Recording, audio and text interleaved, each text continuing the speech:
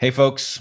Welcome to the DarkHorse podcast live stream, our 37th. I almost jumped the gun and said it was our 38th. Our 37th. I'm here with Dr. Heather Hying. And a cat in the background. And, oh, crap. Oh, no, it's one of ours. I don't think it's too dangerous. Yeah. That's Fairfax, drinking from the sink. Yes, I think he might be drinking the remnants of my coffee. Sure. All right.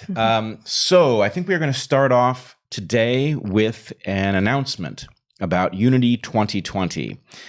Things are moving into high gear, folks. We are opening our nominations for candidates as of today.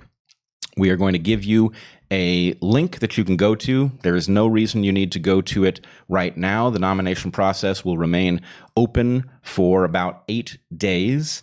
And there is no priority given to early nominations. So you have plenty of time to go there and tell us who you want to nominate.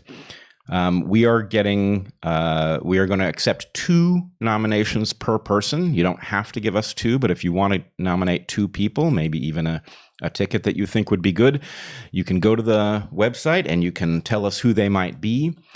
You will be able to tell us whether you think that they are on the left or the right, though those are just simply indications of your perspective. Those are not binding categories. We will soon, that is to say, in the early part of this upcoming week, we will open a platform on which we will be able to have debate over the merits of various nominees that have been advanced. We will go through the list to make sure that candidates match all of the characteristics that are required. And ultimately, we are working towards a narrowing of the field to all of the viable candidates, and we will hold a vote, likely with ranked choice voting, since we are strong supporters of that mechanism, and have candidates by the beginning of September. Let's see. Anything else that we need to say? Yes. So the nominations will remain open until the 16th. The comment and debate period will begin early this week. Primary voting will be by the end of August, and we should have a Unity ticket by the first week in September to begin our draft process. And you're going to post a link. You're going to mention the link at the end of this first hour of our episode today. Yes. I tell you what, why don't we tell them the link now? You don't have to go to it. We will remind you of the URL at the end. It is sure, you can show the page. It's articlesofunity.org/nominate. That's the place you can go, and it will ask you some questions, and then you can give us your nominations. So we look forward to this process. It's going to be very exciting. Buckle your seatbelts. All right. So there are a number of things we wanted to talk about today besides that. One of the things is that you wanted to explain why you predicted that Biden would not make the nomination of the Democrats. We also have some stuff to talk about with regard to COVID, sunlight, compelled speech, a number of other issues emerging. But do you want to start with discussing your prediction that the Democrats would drop Biden as their candidate? Yes, and I can tell you right now, if you are thinking about making such an unlikely prediction, be prepared for a lot of pushback of people who feel very clever for telling you that the thing that is so unlikely to happen is very unlikely to happen, which I already knew. But in any case, what I wanted to get at is the fact that we are facing an unprecedented situation where I believe both major party candidates are showing significant signs of mental decline. Looks like the standard kinds of confusion that old people sometimes face. But I don't believe we have a precedent for a major party candidate suffering decline that appears to compromise them with respect to the very role for which they have been nominated, at least not in such an extreme form. And so we are seeing lots of hints of, we saw a trial balloon floated in the New York Times about possibly getting rid of the debates. And we have seen that Joe Biden will not be accepting the nomination in person. And I would say maybe there are examples I'm unaware of, but I cannot recall the last incident in which Joe Biden has shown up on a live interview or in person to deliver a speech where there was not a major gaffe that appeared to be the result of cognitive decline. Now, the GOP has released a a campaign ad that, of course, it will be the least generous interpretation possible, but they've released a campaign ad that compares Joe Biden of 2008 with Joe Biden 2020, and it does appear quite a stark comparison. So what I'm getting at is this. I believe there is awareness inside the Democratic Party that Joe Biden cannot be president and probably cannot win the presidency if he is forced to go through something like a debate that would reveal the extent of his mental decline. And whatever plan they seem to have for keeping him out of the public eye, except in very scripted circumstances, does not appear to be working. We have one gaffe after the other. Mm-hmm. And so there is a question about what makes sense for them to do. And of course, Joe Biden bowing out of the race, which would probably be very much, I should say, I take no pleasure in pointing out the man's mental decline. As much as I'm not a fan of him politically, it's very sad to see somebody in the public eye who is just incapable of even looking out for himself. He deserves a better final act. Yeah, I mean, I don't want to say deserves, but I would just say there's no. I think really, he's no one is suggesting that the man is evil. I think every honorable human being deserves an honorable final act, and this isn't that. This isn't that. But in any case, we have a different problem. Our problem is not Joe Biden's well-being or his emotional state. Our problem is how to get the country governed so that we can be safe and move in the right direction. And obviously, that's not occurring here. So I would just point out one thing, is that those of us who are focused on the fact that we have what appears to be an incompetent person running on a major party ticket take a lot of flack for not getting in line, because people who tell us this are laser focused on getting Trump out of office. That's the only thing that they can see. And I would just point out that as with 2016, the only interpretation here is that the fact that we have a candidate who does not appear capable of winning by virtue of his obvious competence to do the job and a desirability to be in the office, that's the fault of the Democratic Party. Now, you can blame it on Democratic voters who nominated somebody who is incompetent, or you can blame it on the DNC and the skullduggery that obviously unfolds around the primaries. But one way or the other, in an era where we are told that Donald Trump is an existential threat and that he absolutely must be eliminated from office at all costs, you would expect the Democratic Party to have rallied around somebody who was absolutely unimpeachable and absolutely clearly competent, so that there would be no reason whatsoever that any rational person could vote against them. Instead, they have delivered us a situation in which we have massive cognitive dissonance, where people have to put aside the obvious evidence of his decline in order to vote for him. This is exactly the opposite of what a patriotic party would have done. And so as this becomes unavoidable, and we've had people discussing this for months, we've had Crystal Ball and Sagar and Jetty talking about it. David Packard has talked about it. Caitlin Johnstone has talked about it. Many people have been aware of this pattern and have talked about the obvious implications that it has. So this is not a new problem. This is something the Democratic Party has been trying to manage. And the reason for my prediction is that I believe the rate of decline is severe enough that it is almost impossible to imagine him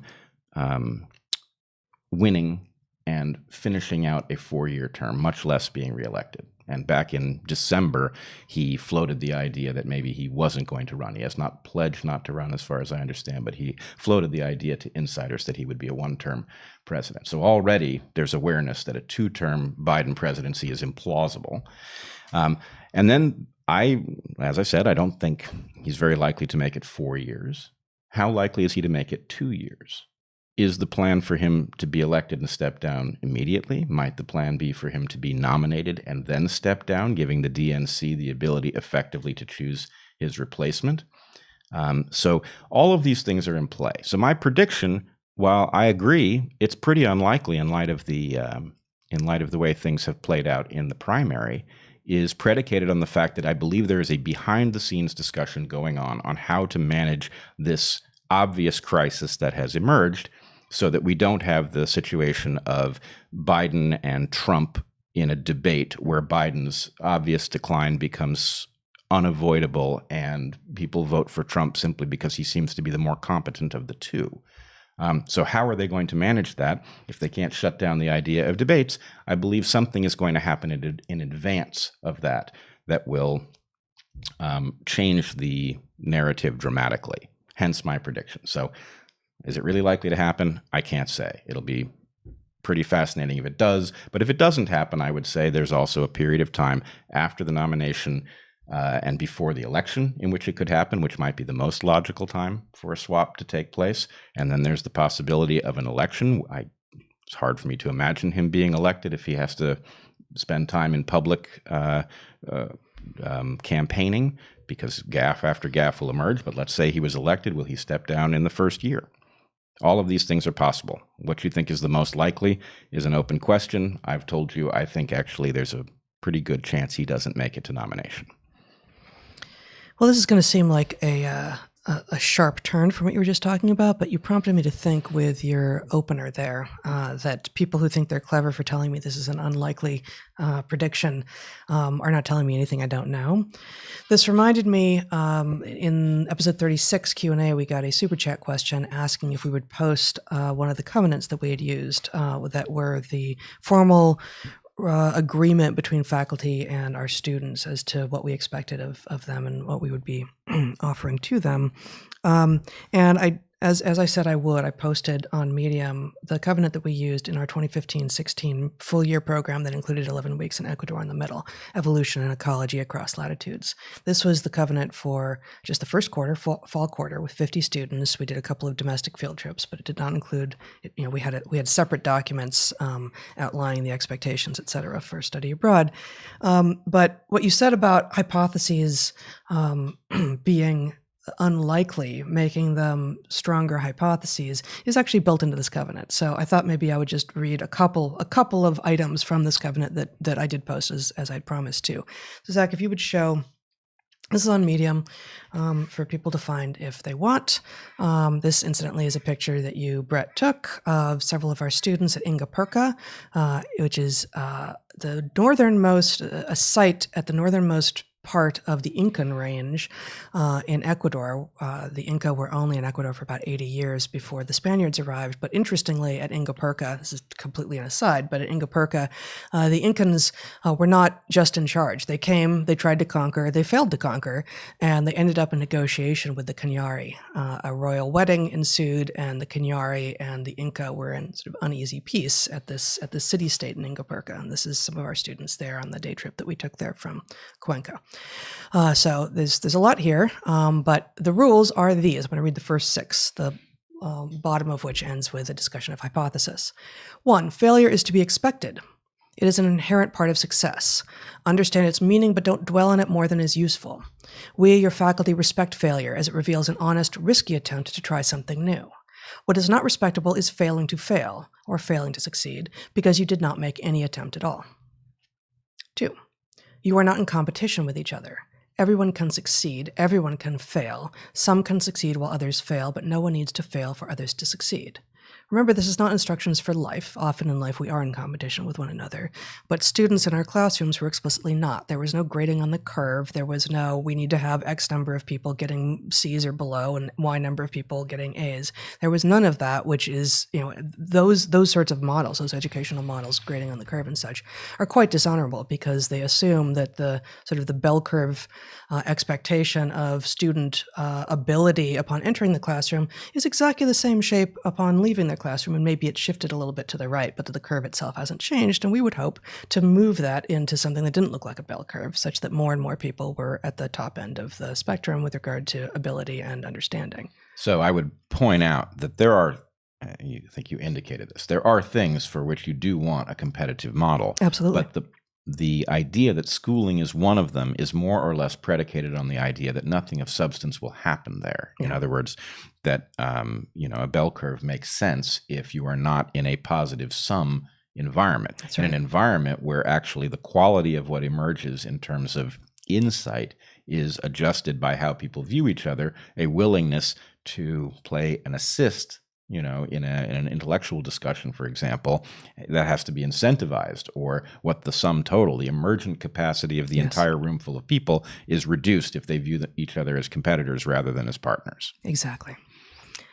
3, in our covenant between our students and us in our year-long program in 2015-16. 3, treat those around you with respect. Be candid when something needs to be said or when someone needs to be defended. Be honorable and honor others. 4, apologize for harm you have caused. Accept earnest apologies from others. 5, everyone has the right to take back things that they no longer believe or that do not properly represent their beliefs when they originally spoke. Speak knowing that you can change or retract what you have said, and listen to others knowing that they have that option too. At some level, be forgiving, right? And 6, and this is as far as I'll read now, it's online for those who want to read more. 6, hypothesis is a kind of intellectual property. When one is able to predict things that are not obvious in advance, it suggests that your model of what is occurring contains some truth. It is therefore important to track the sources and fates of predictions for scientific insight to grow. A hypothesis is yours when it predicts something novel. If it doesn't predict something new, it may not be different from other hypotheses. Yes, this does fit beautifully. And so I would just say that, the landscape of hypothesis and prediction is a complex one. I mentioned on the campfire with Eric that we had just watched The Big Short with our son, Zach. Mm-hmm.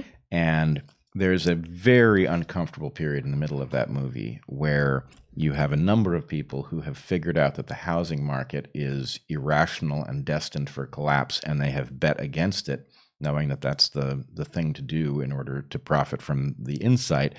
And the condition remains both incoherent and stable far longer than it should have. So there's this very nervous period where the market remains incoherent and yes, stable. There's some force playing against them in which the value of the assets is not dropping, even though the constituents of these synthetic bonds made of these mortgages. Yeah. So the mortgages have begun to fail.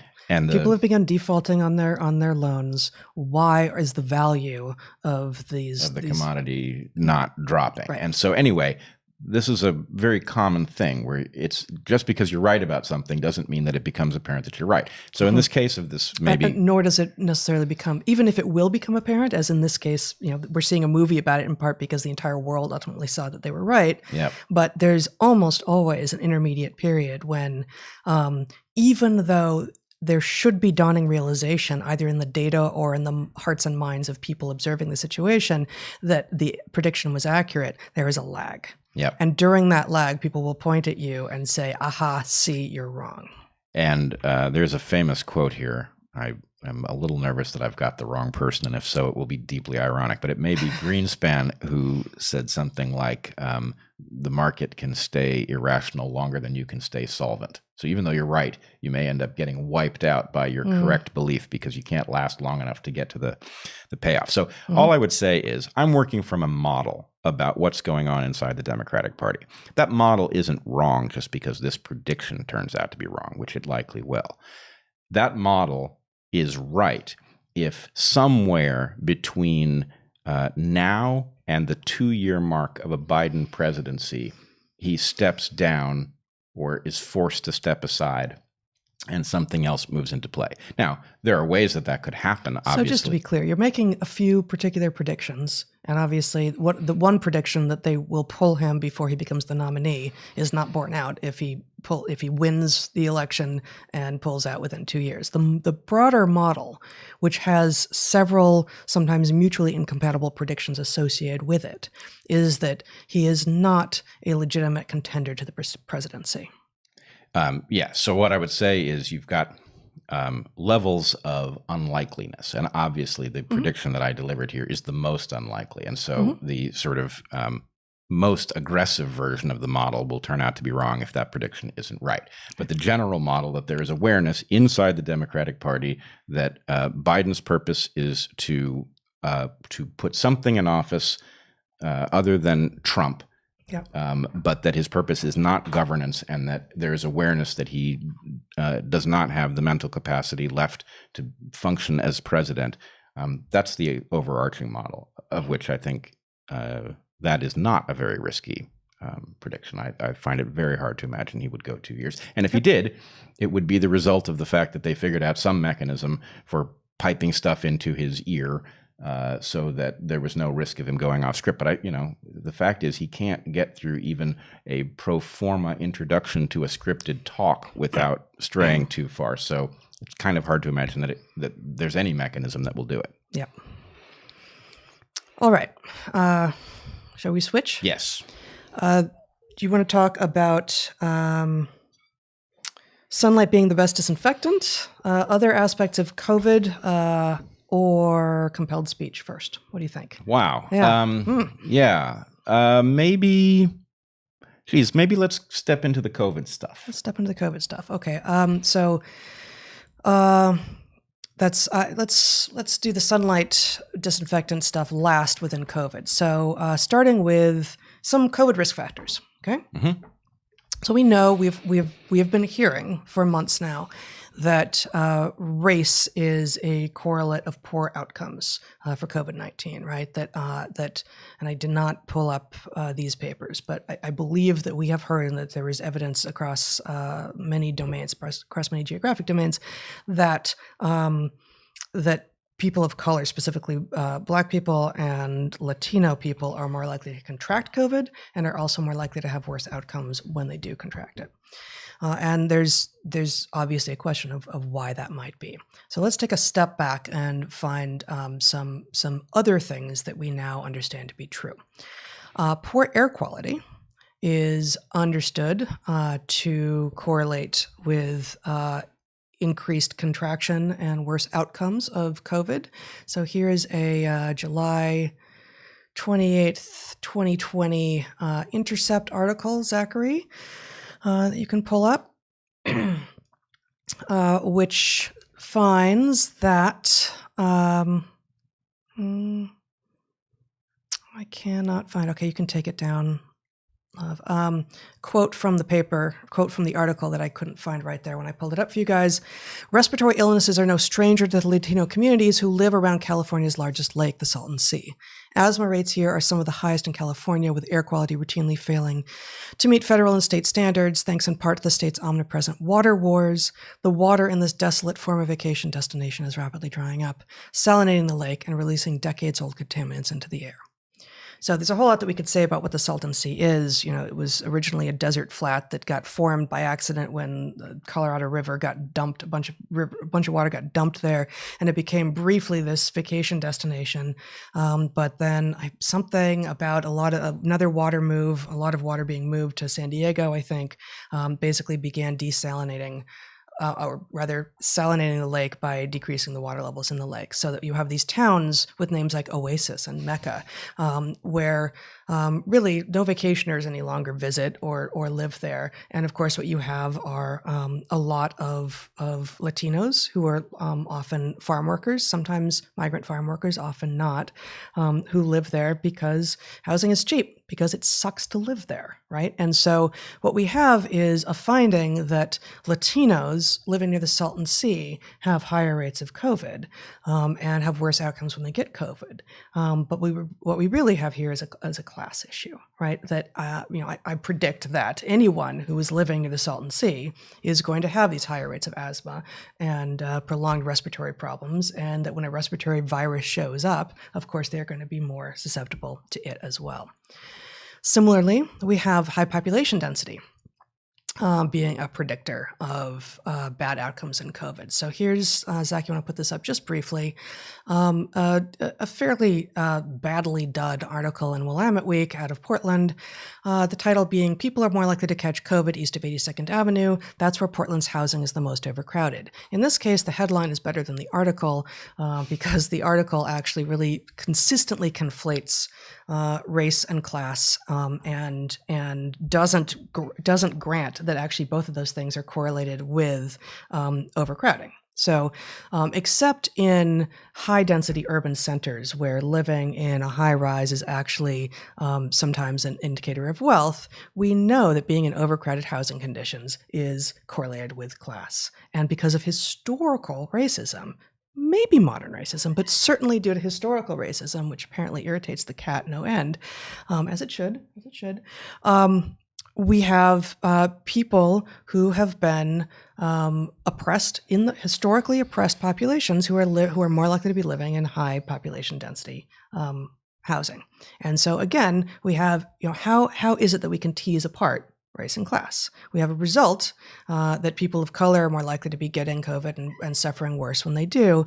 But is it true that is true even when you control for class? I don't know. And then finally, we have factory work. Which of course brings with it both high population density when you're in factories and low air quality, and obviously is a correlate for class. Here's a story from The Guardian on July 11th. LA mask factories shut down as hundreds of workers get sick. Now, this obviously brings in the additional problem of now masks aren't being made because it's mask factories that are being shut down. But the point is that we have a number of these things pointing in the same direction, right? That class seems to be a predictor of sorry for those listening and not watching. There's a cat on the screen on the table now. Class is certainly a predictor of bad outcomes for COVID, but is race separately from class? I'm not sure that that's true, and I don't know that it's not true, but I'm not sure. So one more thing, Bret, before you start commenting as you extract the cat without knocking over our water. We have a CDC report that came out just yesterday. Zach, if you would show this. Hospitalization rates and characteristics of children aged less than 18 years hospitalized with laboratory-confirmed COVID-19 in 14 states from March 1st to July 25th. And one of the results of this report, one of the findings they report is that indeed, specifically Latino and Black children had higher cumulative rates of COVID-associated hospitalizations that they had worse outcomes than white kids. And this report, I believe, does not attempt to tease out whether or not that was true if you would control for class as well. I would just point out that there are ways actually that and I've said elsewhere, I won't go into it here, but the term race is a problem because it's not, it is a fiction, but it is not entirely a fiction. It is a social fiction built around something that we might call population or lineage, and that those things are real biological phenomena, whereas race is polluted by politics. But in any case, there are ways. I think that warrants saying again. I mean, this is just incredibly important. Population is a real concept that, yes, all populations pretty much will have fuzzy boundaries, both temporally and spatially, but that doesn't make them not real. Whereas race is like the politicization. It's the weaponization of. Yeah, and maybe it was from the beginning, and maybe it wasn't. I don't know. But it appears to be a context-free, ideology-free description of populations, but it of course is not. It is not, and you can tell that because a one-drop rule is obviously a political phenomenon, not a biological phenomenon. Yeah. But there's one fly in the ointment here, which is what drives people to weaponize it is a kind of racism to which humans are prone. Yeah. And so it is your genes trying to get you to advance their interests, against the values that most of us would hold, that causes things like a one-drop rule to emerge. And we can talk about the biological basis for that another time. But it's a complex story. Race is simultaneously a fiction. It is a bastardization of something biological. It is itself not a biological description, but the warping, the distortion is driven by a biological motivation that is not honorable and to which we should be responding and figuring out how to prevent it from having hegemony. Yeah. But in any case, I would just point out there's a way that race can play into this that has everything to do with actual population of origin. Yes. And nothing to do with racism. And I would just say that has to do with the fact that vitamin D has consistently shown up. So we'll get we're going there. Okay. Well, no, I mean, go on. All I would say is the simple interaction. So the reason that some people have dark skin is because their ancestors come from a place where the sun comes in through the atmosphere more directly. The closer you are to the equator, the more directly the sun comes through the atmosphere, the less of it is absorbed on the way down. The sun's rays hit the earth more perpendicularly and so go through less atmosphere to get to the earth. And so you get you get more of it. You For you standing in any one place, get more of it Yes. standing there. Per hour or per year or whatever. And the point is UV light, as we're about to discuss, is extremely destructive stuff. And so melanin is built-in sunscreen, right?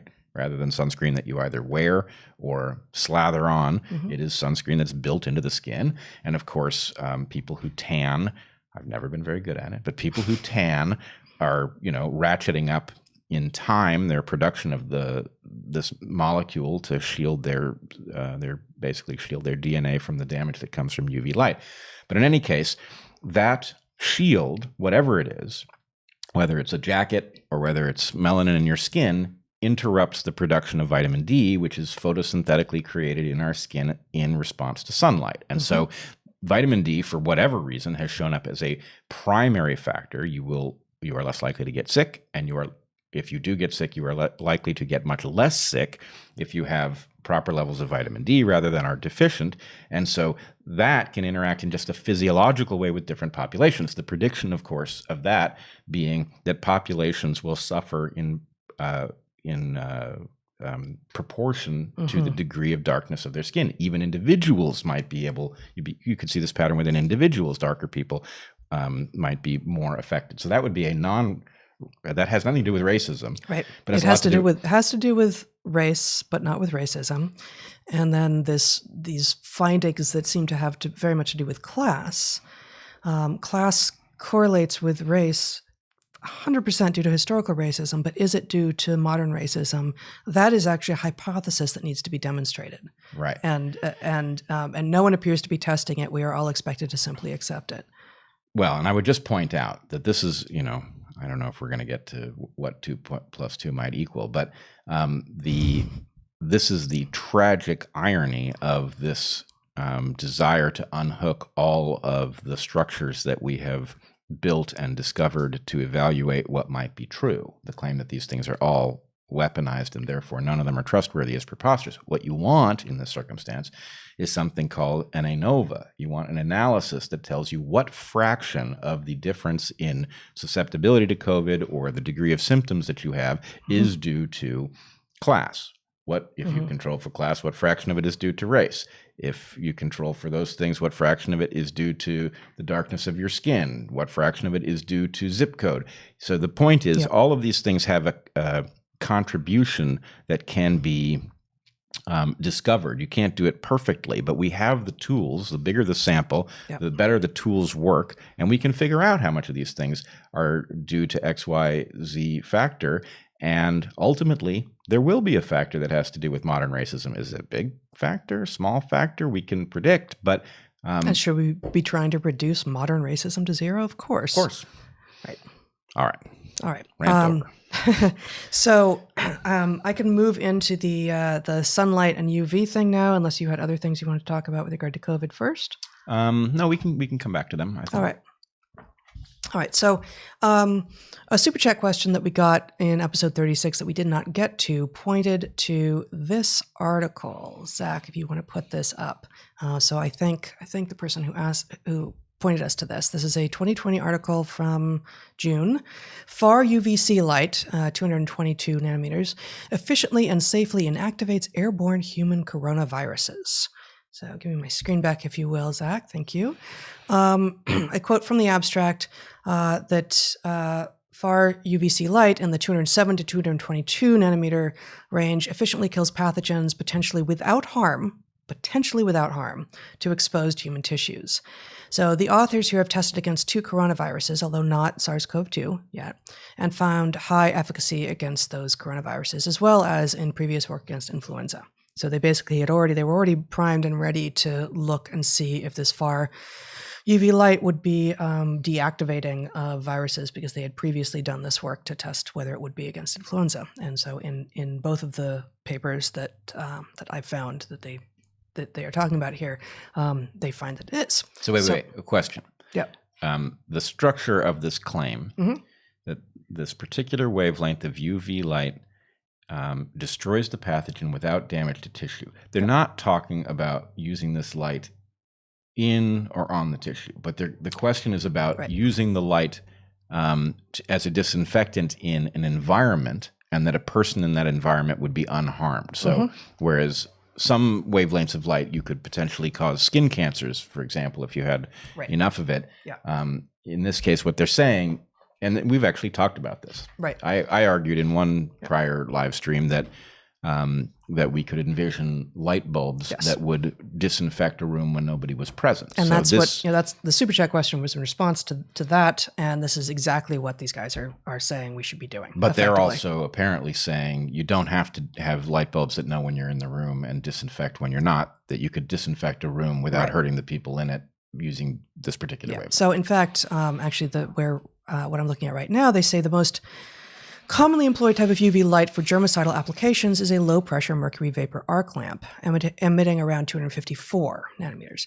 More recently, xenon lamp technology has been used, which emits broad UV spectrum. However, while these lamps can be used to disinfect unoccupied spaces, direct exposure to conventional germicidal UV lamps in occupied public spaces is not possible, because direct exposure to these germicidal lamp wavelengths can be a health hazard both to the skin and eye. By contrast, there is no evidence yet that in the range they are finding efficacy against coronaviruses in the 207 to 222 nanometer range, that they are damaging to human tissue. So they may well have found the sweet spot here, and that's amazing.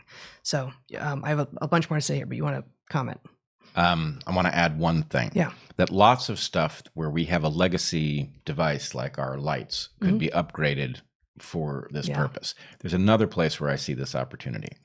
We have HVAC systems that recirculate air, and they do it for a good reason, which is that, you know, if you took outside air, for example, then in the winter, you would have to heat it up from a very low temperature rather than taking air which is cooled in a room, reheating it. You're heating it a very small amount. So efficiency-wise, this is important. There are, however, times when you might adjust your HVAC system so that it was circulating air the way your car system circulates air. So that Well, I mean, in a car, we're all familiar with you can choose whether or not you're bringing in outside air or recirculating. Exactly. Right. But my point is, there are times, I'm not a huge fan of air conditioning. I happen to think it creates a huge amount of ill health. Yep. But if you're not cooling air or heating it, you might still want to use the system to circulate outside air in. And if you had a net flow through, it would decrease the chances of at least contracting COVID. Would it work generally with flu and other pathogens? Maybe. But in this case, wouldn't it be great if you could get your HVAC system to work for you rather than against you? Right. Or early, I don't remember when, but one of the first live streams that we did, I was talking about the results that, in fact, opening windows is more effective than running your HVAC, but it may be that there's a way to fix the HVAC system such that they could be effective in the same way that that opening windows is effective as basically an antiviral agent and lessening the bad symptoms of the disease. And indeed, I think if memory serves, during tuberculosis outbreaks around World War I, maybe, that basically taking patients who were infected outside increased their survival rates significantly, just getting them outside where there was airflow and where there was sunlight. Yeah, it'd be interesting to know if vitamin D was a contributor there too. Yeah. I would just, as a final piece there, it is certainly already possible, and we could greatly enhance the capacity of HVAC systems, even when you're recirculating air within a building, to physically filter out things like particles, which is costly energetically speaking, but also to use UV light to disinfect this stuff. So all 100%. Of these systems could become wise about infection, and they should be. Yeah, absolutely. So I guess one place I wanted to go with regard to this research is it's an opportunity for us once again to talk about the risk of hyper-novelty, right? And also to talk about the value of the precautionary principle when we modify our ancestral conditions. So I was asked at a conference last summer, I don't think I told you about this interaction, by this rich young woman who was rather self-satisfied in the way that rich people sometimes are, what value spending time in nature could possibly have. She had heard me talking about it, and she was affronted by the very thought that spending time in nature would have value. And she said to me, I don't know if this is a direct quote, but something like, "Why aren't the things we learn on screens a complete replacement?" I made the mistake of generating a list for her on the spot. And I said things like, well, we know that stress hormones are lowered when we're in nature, and that physical movement that's required at least to get to nature, and often when you're in nature, is well understood to be healthy across a number of anatomical and physiological systems, and the value of facing an environment that is not human-made and so can throw you curveballs. That you have no way of either fully predicting or of negotiating with is huge. That is to say, and this is a point that we make in the book that we're writing and have made many times before, but there's no arguing your way out of a storm front or a river that has risen 3 feet since the last time you crossed it, or the setting sun. You can't watch light levels descend and make a social negotiation with the descending light levels unless you're inside, right? Unless you're inside. But the physical world is this non-arbitrary arbitrator of, do you actually have a model of your universe that makes some sense? And so I said all of that to her, and she was mostly not convinced because she was not prepared to be convinced. But I actually realized right in the aftermath, and again thinking about this research, that the better answer is this. The better answer is we don't know all of the benefits of spending time outdoors. We have some of them, and here's this list, right? And there are many more that we do know. But we do know that we have done so for almost all of our existence, and that as we've been spending less time outdoors, our health has begun to fail us. And that suggests that there is value there, even if we cannot yet point to what all of the value is or what the benefits are. I'm grateful that there are people who are discerning what some of those benefits are, and that we have discerned some of them and are talking about them. But I'm also certain that there are more. And it's not incumbent on me, defending the ancestral condition, to come up with the benefits of it, to defend it. It's incumbent upon the new thing to defend why it can't possibly be getting in the way. So this is Chesterton's fence also, right? When you come upon a fence and it's in your way, if you want to destroy it, Chesterton would say, you have to tell me what the fence is there for. And if you cannot tell me what it's there for, I don't want you getting rid of it, because you clearly don't know its value. If you could tell me what it's there for, I could then make an argument for its removal. Maybe we can talk about removing it. But until and unless you can accurately and completely describe what the thing is, do not get rid of it. And we, in our last Super Chat Q&A, we fielded a question about the appendix, and it's the same thing. Don't get rid of the appendix until you have a really good sense of what it's there for. And we actually now, after 100 years of people getting rid of their appendices, I don't know if that's how you pluralize the organ or not. I certainly do, whether it's accurate or not. Right. Are now coming to an understanding of what it's there for. The default assumption should be that it is not actually healthful to do the thing that, since we've started doing it, has been associated with decreasing health, right? I guess one more thing on this, if you want to jump, unless you want to jump in right here. Well, I just want to say, the problem is we are too in love with our analytical abilities, which indeed do make us special as creatures. Sure do. But there is a sense in which you have an intuition that being outside is healthy. Virtually everyone has this intuition. That's right.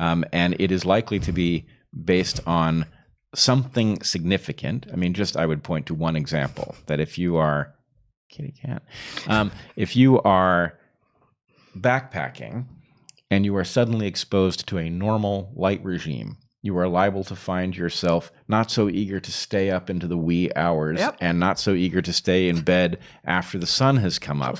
But it just simply reinforces a normal relationship to day and night. And this sets in so quickly that a discovery that, we have all of these, I'm particularly am very interested in tracing down all of the little things that you can discover in your life that actually do you harm, hence the discovery that I'm massively allergic to wheat, which is really hard to detect because it's in everything. Right.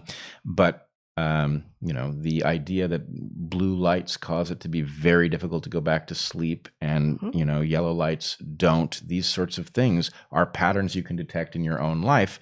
And we all have sleep issues because we are constantly flooded by all kinds of arbitrary nonsense. And the fact that all you have to do, even if you can't specify what it is that you've eliminated, is go into an environment where, there are very few novel influences, and you're restored to just a slate of ancestrally representative ones, and it fixes your problem. Most viewers will have heard of the fad, but the legitimate at its base fad for elimination diets, right? That you take out all the things that you think might be causing you whatever problems that you're having, and you reintroduce them slowly one by one. Well, backpacking is maybe a kind of environmental elimination diet. No, it's an illumination diet where you change the wavelengths that you are encountering, and it's an environmental elimination diet that actually takes out all of the novel things of modern life, with the exception of what you have brought with you, and you can see if you get healthy. I mean, the pun is cute, but it actually really diminishes the point. Yeah. Sorry about that. As puns do often diminish the that point. Hurts.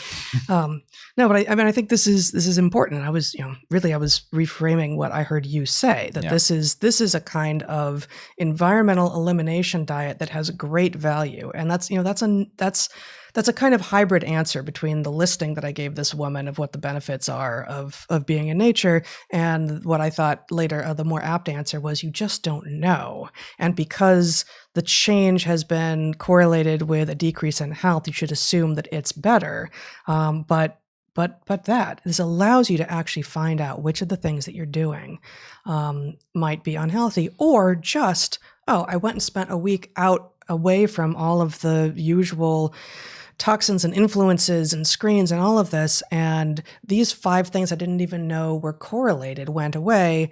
Okay, I still don't know what all that I'm doing in my normal life that's associated with, but I can be pretty sure that it was something that wasn't out there when I was backpacking, right? So we have this is another benefit of being outdoors, right? Sunlight is literally disinfectant. It's literally disinfectant. And I think our grandmothers knew this at some level, although I don't know if grandmothers particularly said it, but just a side note on that, we've probably all heard this, sunlight is the best disinfectant, but we know when we hear that it's usually invoked metaphorically.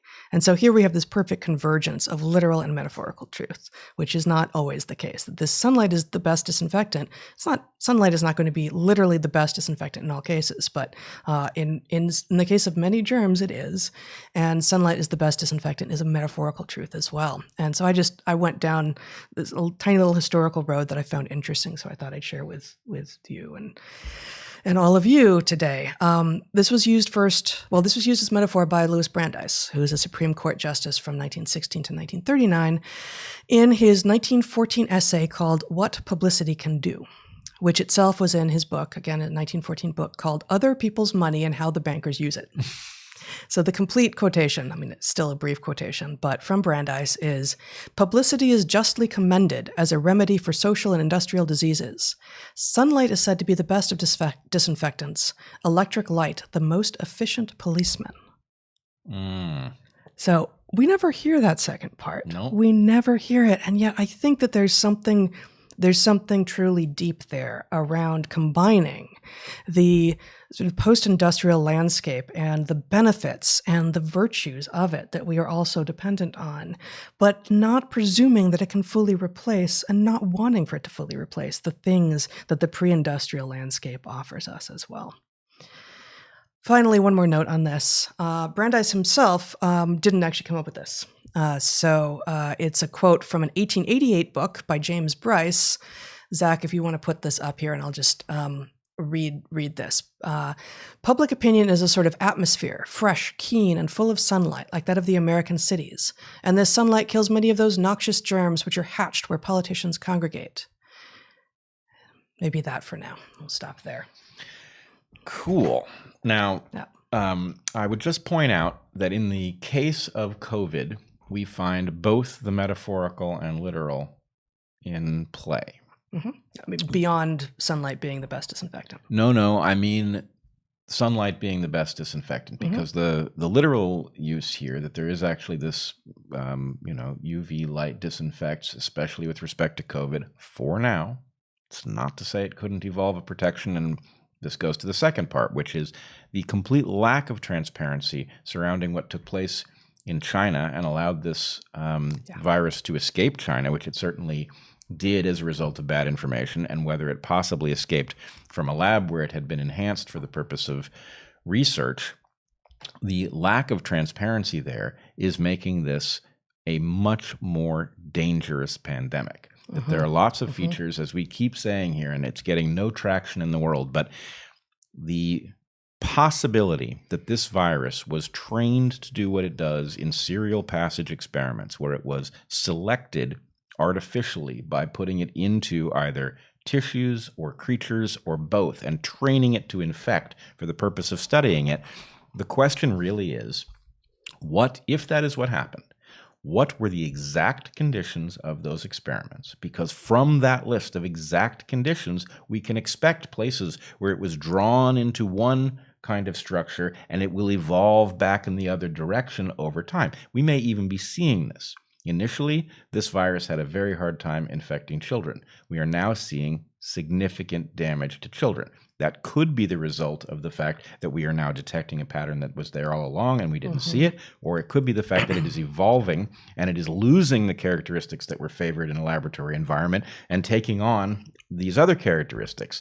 So this is not an academic question. This is a practical medical question, and we have no transparency. Right. We still have. This is what journalism and the courts are for, and we seem to be lacking. We seem to be getting a highly politicized push across basically every aspect of the COVID-19 story. Right, and the fact is, our governments should come together over this. The point is, no matter who is at fault and in what way for this having happened, we are all in the same boat with respect to figuring out what this virus is and how we can control it, because it could be with us for a very long time. And it turns out that it is, even if it is less lethal than we once thought, and we've been talking about this for weeks, it is not as deadly as we feared. It is, however, apparently much more destructive. People who recover are not fully recovered. Yeah. And so, Zach, could you put up the first of those articles that I sent you?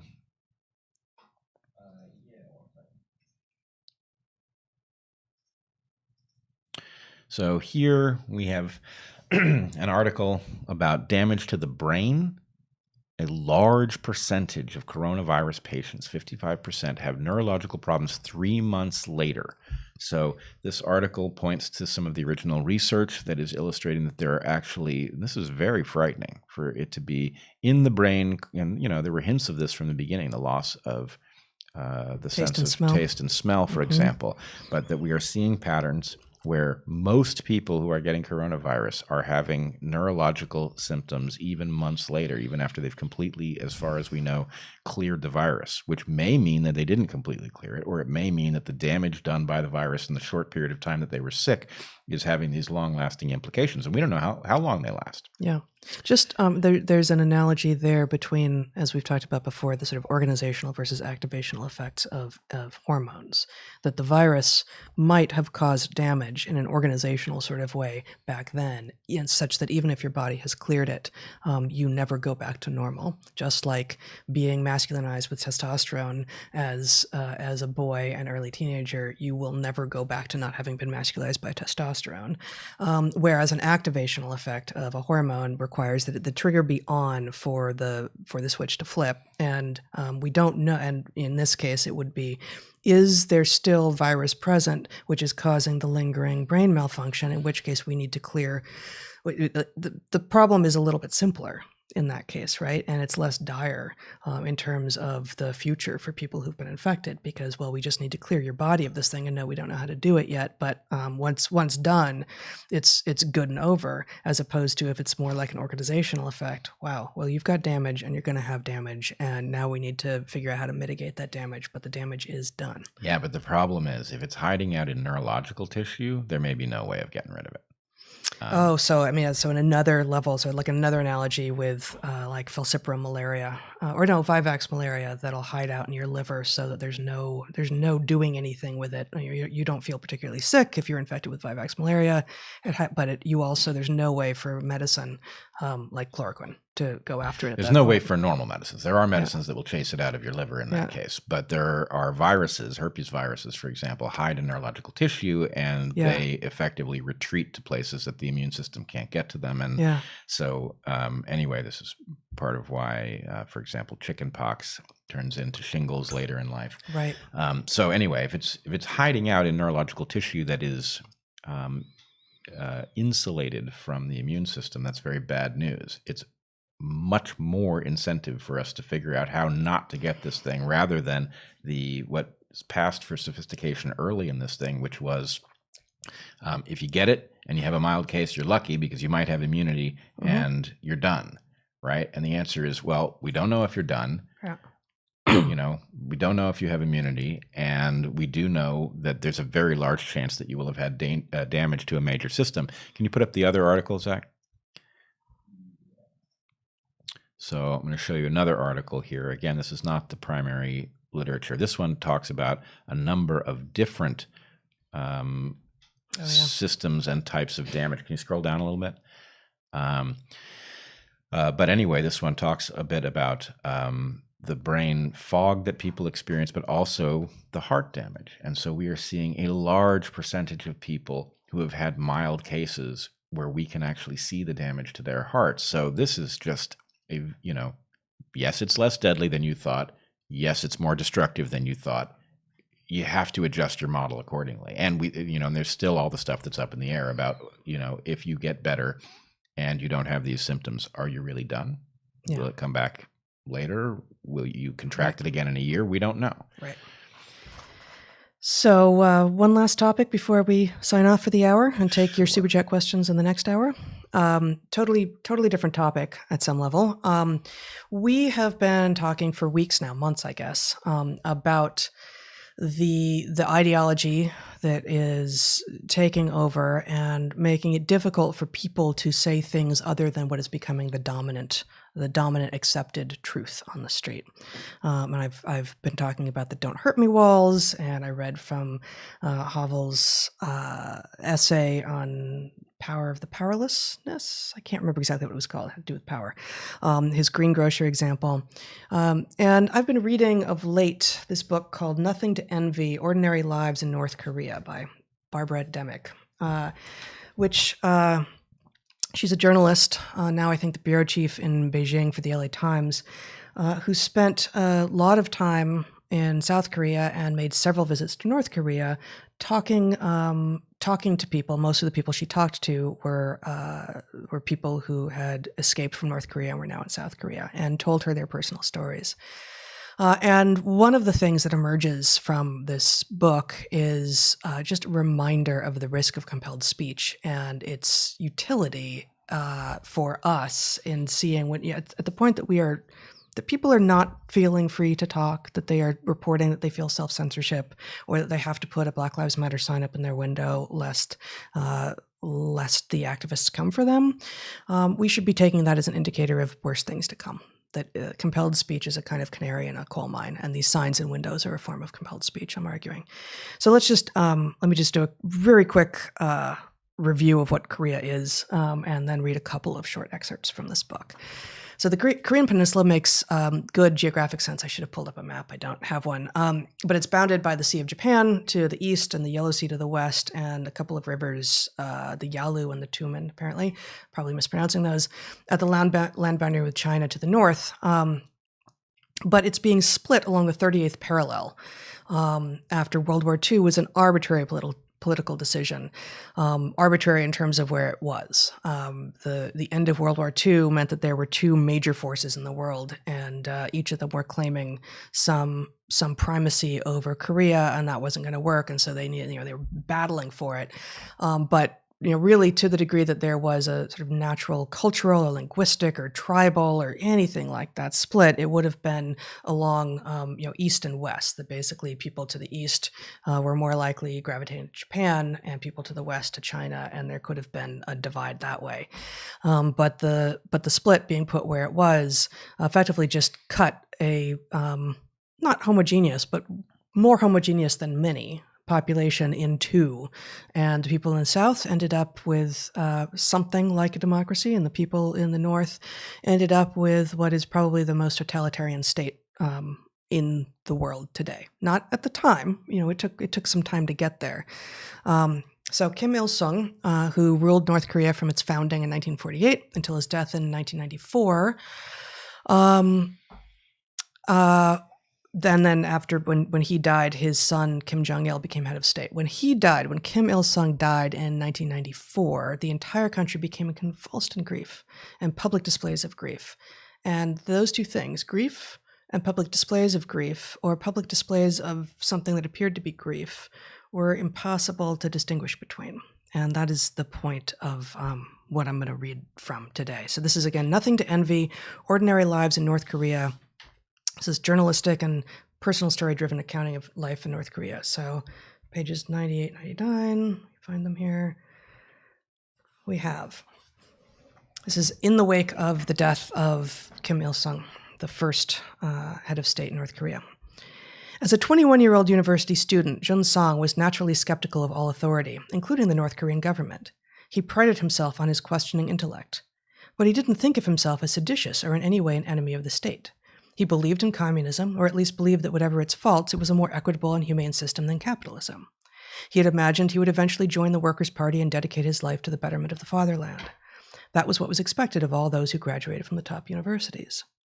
Now, surrounded by sobbing students, Jun Song wondered, if everybody else felt such genuine love for Kim Il-sung and he did not, how would he possibly fit in? He had been contemplating his own reaction or lack thereof with an intellectual detachment, but suddenly he was gripped with fear. He was alone, completely alone in his indifference. He always thought he had close friends at the university, but now he realized he didn't know them at all. And certainly they didn't know him. If they did, he would be in trouble. This revelation was quickly followed by another, equally momentous. His entire future depended on his ability to cry. Not just his career and his membership in the Workers' Party, his very survival was at stake. It was a matter of life and death.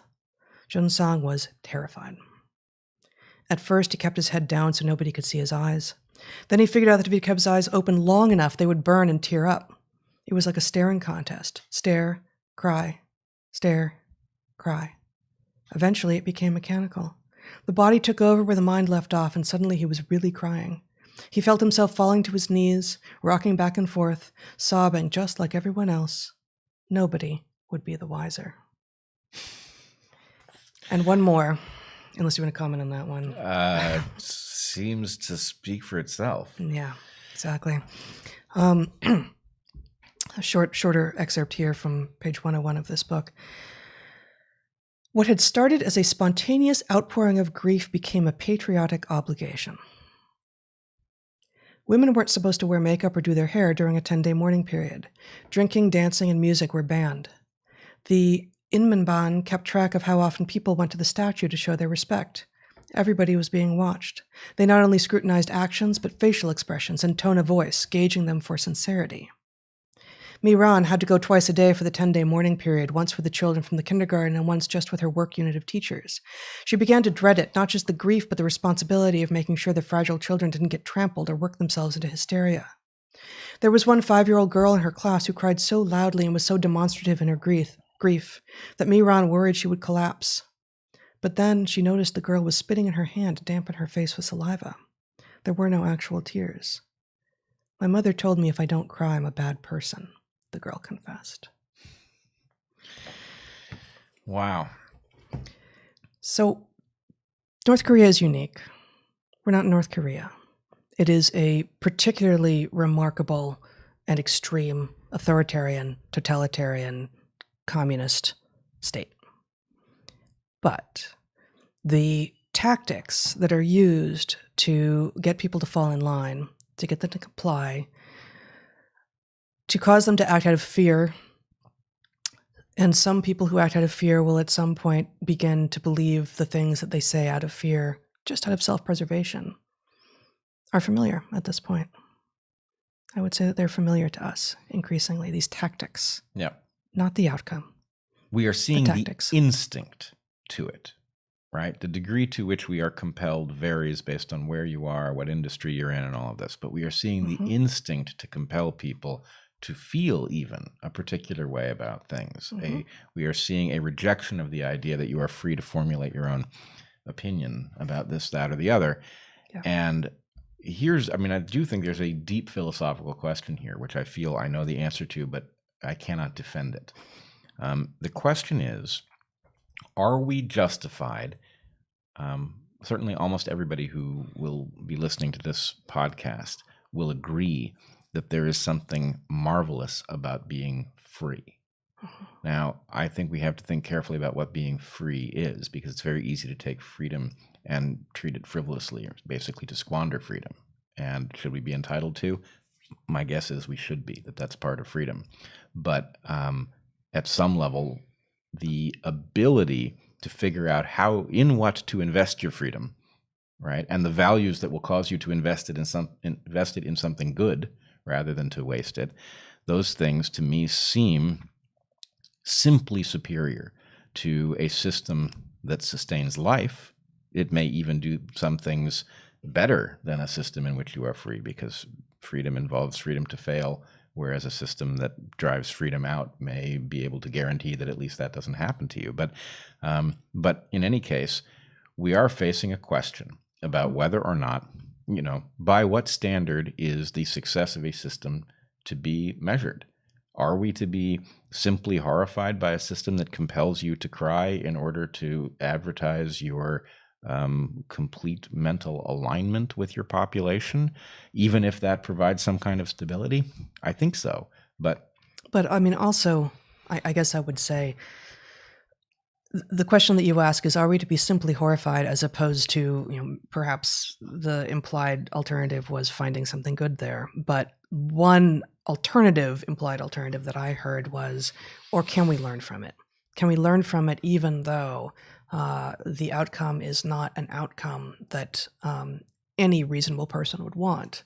Can we learn from the tactics that we saw on the ground there and say, perhaps these are indicators of authoritarian movement that's afoot? Well, I agree that they are. I mean, and nobody who listens to us is going to be shocked that we both find the authoritarianness of this movement the most telling and frightening hallmark of it. Yeah. But I think I'm asking something deeper, which is that effectively you have a movement that is availing itself of... You're talking about in the U.S. now? In the U.S. Mm-hmm. A movement that is availing itself of the ability to pressure every institution into saying false things, absurd things, demanding things. And we could draw a line where it violates the law, which it does sometimes. Mm-hmm. But there's an awful lot that it does through scaring people below a level where it's illegal to do so. Mm-hmm. And so on what basis do we claim, actually, we have the right to halt this process if the process itself does not inherently violate the, at least the constraints that we lay out at the level of legal limits? Mm-hmm. And I believe fully that we have the right to shut this movement down because it is a threat. We could make the argument, and we have made the argument, it is a threat to the stability of our system.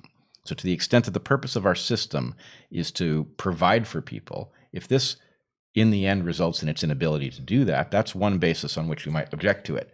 But there is also something objectionable about the very fact that it does not value freedom, right? And, I'm not one of these people, as you well know, I'm not one of these people who thinks that absolute freedom, that the ability to do anything is great. I think that the constraints that actually liberate you meaningfully are extremely useful. And actually, I think that the ridiculous discussion we've been having about basic arithmetic is exactly this question. And the point is, you become freer when math does not allow you to choose what the plus symbol means. If we agree on what the plus symbol means, that is a reduction in some narrow kind of freedom that buys you the ability to make an airplane to go somewhere. It buys you the ability to have a negotiation with other people and know what it means, to enforce an agreement. These things are liberating. And so the constraint liberates. It's like the FDA rules allow you to eat and not fear you're going to be poisoned. The FAA rules allow you to get on an airplane and fly to wherever. So constraints that liberate. The FAA is doing a better job than the FDA. Well, the whole thing's coming apart. So at some level, I don't know which acronym is going to be the last acronym standing. But I guess they're not acronyms. They're whatever they are. But the question is, must we be horrified on the basis that they are building a system or threatening to build a system that will rob us all of the ability to live? Or can we be horrified on the basis that they don't honor freedom and that we know that actually there's just simply something better about any ideology that aspires to liberate people in a meaningful sense is actually simply better than any ideology that discounts freedom as an important value. Yeah. Oh, that's good. And maybe that's the place to stop. All right. Yeah. On that note, I will remind you, the nominations for Unity 2020 are now open. You should go to articlesofunity.org/nominate. Nominate up to 2 people. And then we will quickly get, in this upcoming week, to a debate on who we would like to see elected, which I think is going to be very interesting. Excellent. And we will be answering your questions, as many as we can get to, from this hour and next hour that you deliver via Super Chat, starting in about 15 minutes at a link that will be in the description below this video. You can find a Discord server as a benefit at both of our Patreons, and also get access to a private monthly Q&A that we do on the last Sunday of every month at my Patreon. And that's it for now, I guess. Yep, monthly discussions at my Patreon. The last ones were great. Lots of new faces. Plenty of folks who've been around in those discussions for a while. They've been very lively, and I think everybody seems to enjoy them. So consider that. Yeah, next hour, even more cat bell. All right. See you shortly.